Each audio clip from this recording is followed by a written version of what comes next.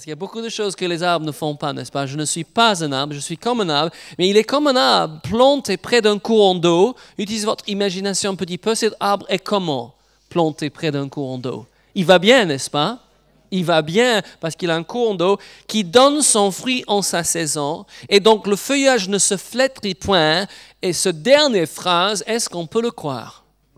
Tout ce qu'il fait lui réussir.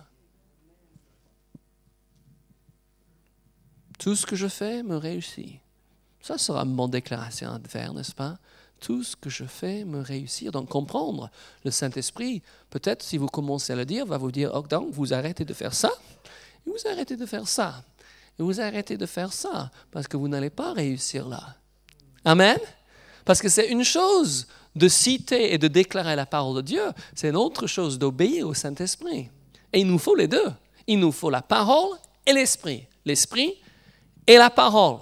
Amen? Mais si vous avez le droit, je ne sais pas si vous avez le droit de souligner dans votre Bible, dans ma Bible c'est en jaune et qu'il la médite jour et nuit. Vous avez plaisir dans la parole de Dieu? Est-ce que vous trouvez plaisir dans la parole de Dieu? En France, on dit quand quelqu'un n'a pas d'appétit, qu'est-ce qu'on dit? On a appétit, on prend l'appétit il n'y a pas de français ici. Vous ne connaissez pas ça? Hein? L'appétit vient en mangeant. Vous le connaissez, d'accord? C'est exactement pareil avec la parole. Si vous n'avez pas l'habitude de lire la parole de Dieu, oui, évidemment, vous n'allez pas prendre plaisir dans la parole. Mais prenons la décision que lire la Bible est plus important de manger le petit déjeuner.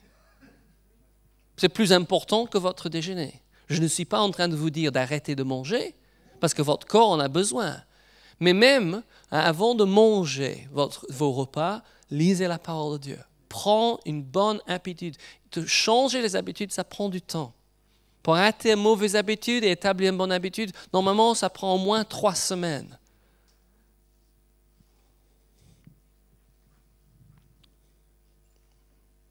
Je vous encourage. Celui qui prend plaisir dans la loi de l'Éternel, qui la médite jour et nuit, tout ce qu'il fait lui réussit. Wow! Ça veut dire que quand j'impose mes mains aux malades, je vais réussir. Pas mal ça. Josué, chapitre 1.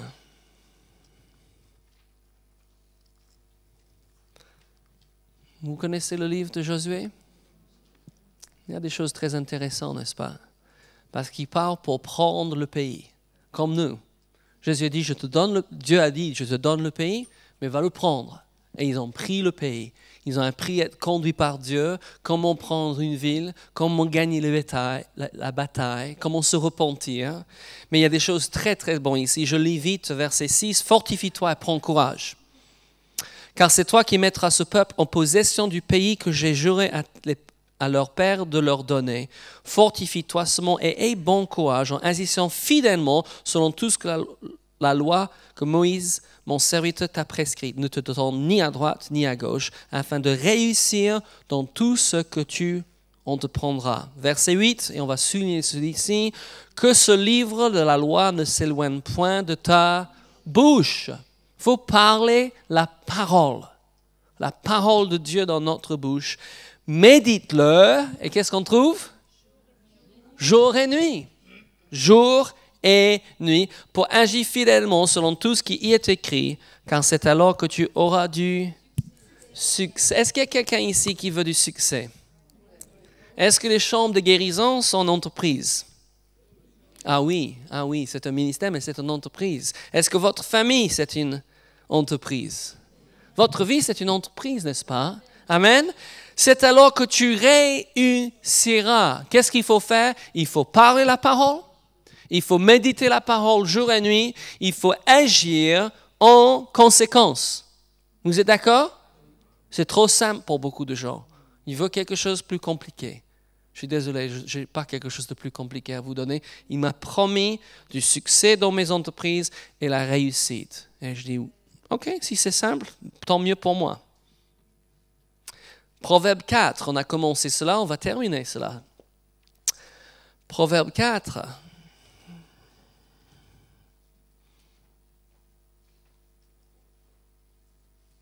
Ça vous est arrivé que vous entendez les mêmes choses, les mêmes messages, vous allez d'une réunion à une autre et vous avez l'impression que tout le monde prêche la même chose?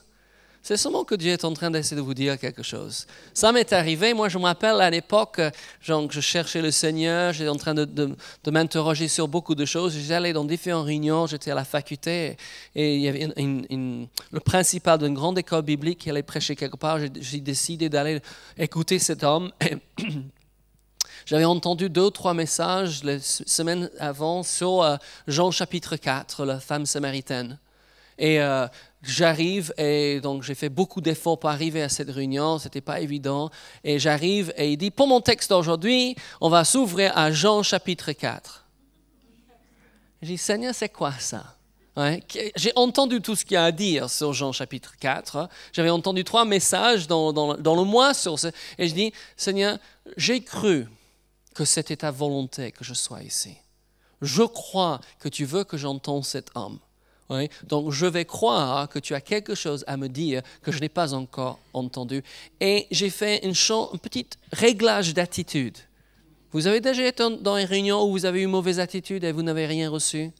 Ah, que c'est tristonné, n'est-ce pas? De se rendre quelque part et de perdre 2 heures de votre vie parce que vous avez une mauvaise attitude. Et j'ai fait cette petite réglage. J'ai décidé que j'allais entendre de Dieu. Et je ne sais pas ce que les 3 autres orateurs ont prêché sur Jean 4. Mais moi, je peux vous répéter le message que cet homme a donné. Ça m'a changé la vie. Et c'est avant que je t'ai rencontré. Ça fait plus que 28 ans passés. Pourquoi? Parce que j'ai ouvert mon cœur pour entendre Dieu. Et Dieu savait que j'avais besoin d'entendre encore une fois Jean 4. Amen? Ça, c'est pour quelques-uns ici. Proverbe 4, 20 à 23. Mon fils, sois attentif à mes paroles, prête l'oreille à mes discours, qui ne s'éloignent pas de tes yeux. Garde-les dans le fond, de ton cœur. De ta tête, on sait qu'on doit renouveler la tête. Mais il dit, garde la parole dans le fond de ton cœur, car c'est la vie pour ceux qui les trouvent, c'est la santé pour tout leur corps. Garde ton cœur plus que toute autre chose, car de lui viennent les sources de la vie. Alors là, c'est un enseignement, on pouvait faire toute une école là-dessus. Oui, le cœur et le pardon. Garde ton cœur. Vous avez des choses précieuses dans la vie? Vous les gardez sûrement? Voilà, il dit, garde ton cœur plus que toute autre chose. Comment garder mon cœur? Établis la parole de Dieu.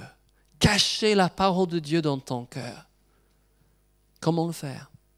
Par la méditation de la parole de Dieu.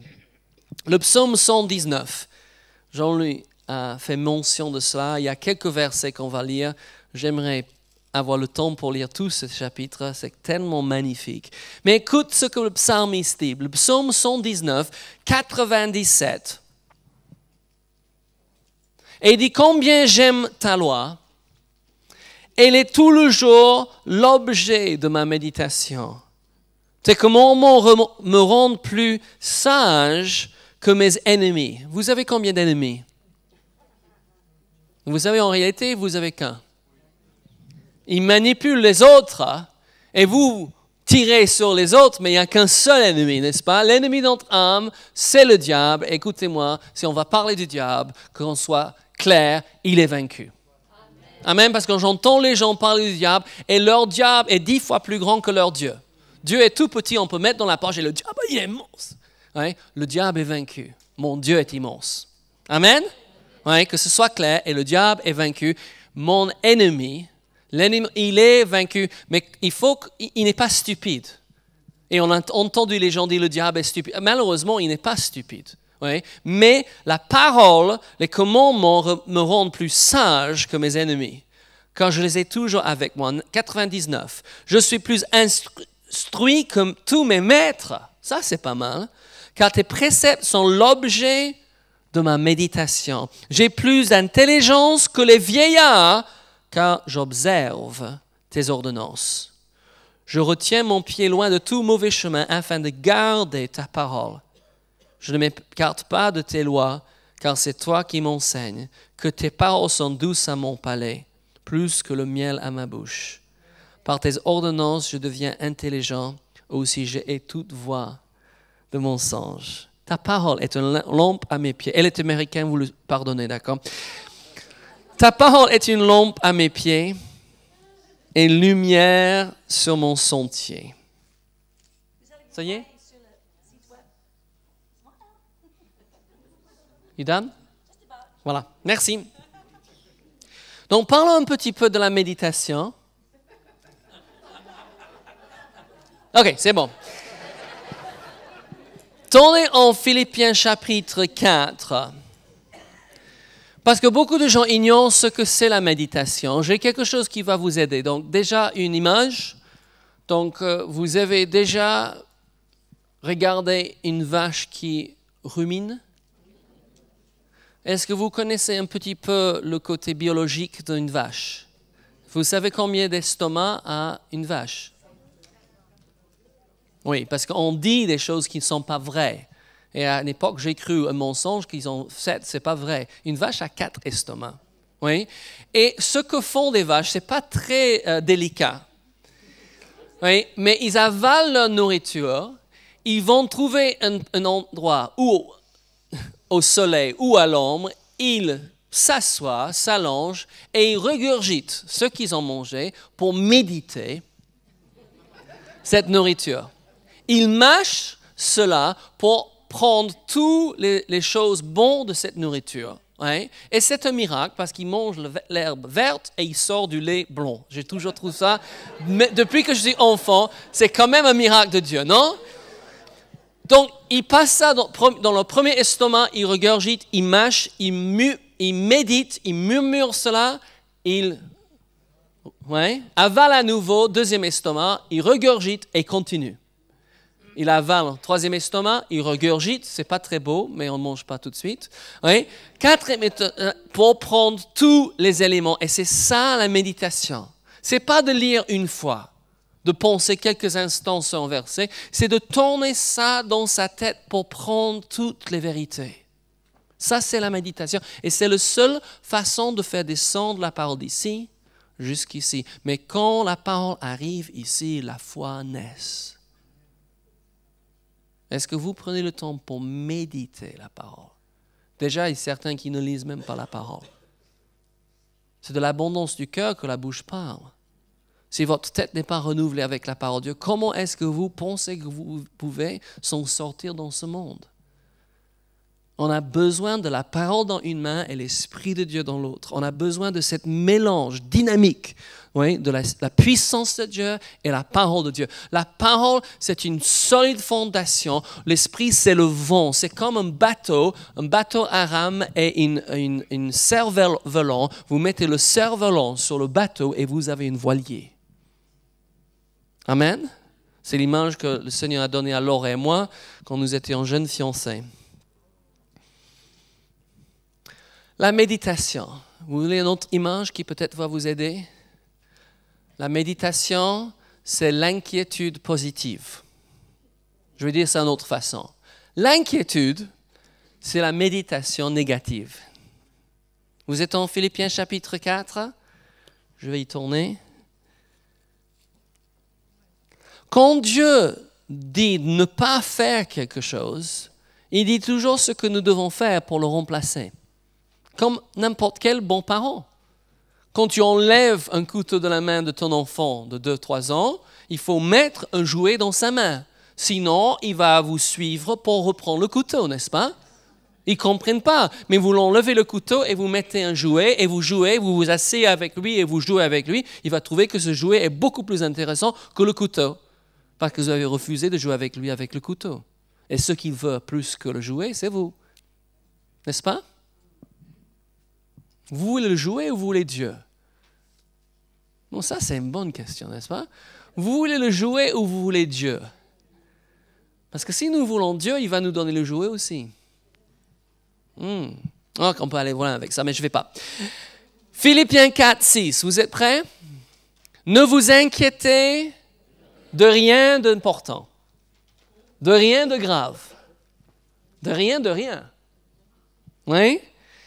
Mais en toute chose, faites connaître vos besoins à Dieu par des prières et des supplications avec des actions de grâce. Et le résultat? Quelqu'un veut la paix de Dieu? Qui se passe toute intelligence? Dans son cœur et dans ses pensées? C'est une décision, n'est-ce pas? Avez-vous pris cette décision? De refuser de vous inquiéter? Au reste, frères, verset 8, que tout ce qui est vrai, tout ce qui est honorable, tout ce qui est juste, tout ce qui est pur, tout ce qui est aimable, tout ce qui mérite l'approbation, ce qui est vertueux et digne de louange, soit l'objet de vos pensées. Ce que vous avez appris, reçu et entendu de moi, ce que vous avez vu en moi, pratiquez-le, et le Dieu de paix sera avec vous. C'est quoi l'inquiétude? Fait des soucis. Moi, je viens d'une famille d'experts. Je crois qu'on avait tous nos doctorats en inquiétude. Oui, mais moi je pouvais passer une nuit blanche, avant d'être converti, avant d'accepter Jésus dans ma vie, je pouvais passer